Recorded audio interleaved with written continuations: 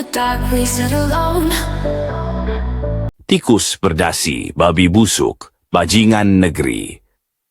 Di negeri ini, rakyat makin sengsara, sementara tikus-tikus berdasi berpesta pora.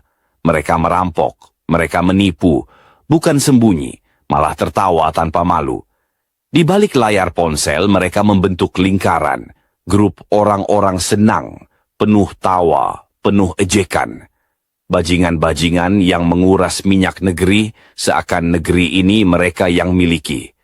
Babi-babi busuk itu tak pernah kenyang. Ratusan triliun mereka telan, tak ada yang hilang.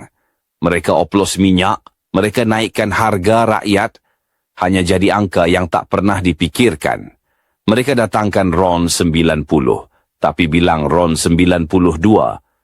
Bukan sekadar markup, ini pengkhianatan nyata. Lihatlah, 193,7 triliun menguap begitu saja ke rekening para tikus yang makin kaya raya. Sementara ibu-ibu masih antre LPG 3 kilo. Bapak-bapak menjerit beli bensin yang makin mahal.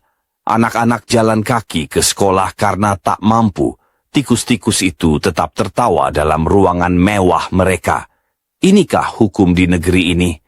Di mana maling kecil dibakar hidup-hidup, tapi bajingan berdasi hanya ditahan sementara, lalu bebas, kembali merampok tanpa rasa berdosa. Wahai rakyat, sampai kapan kita diam? Mereka tertawa, kita menderita. Harta negeri ini bukan milik mereka, tapi milik kita, milik bangsa, milik anak cucu kita. Jangan biarkan babi-babi rakus ini menang.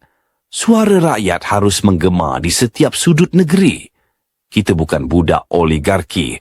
Negeri ini harus bebas dari pengkhianatan ini.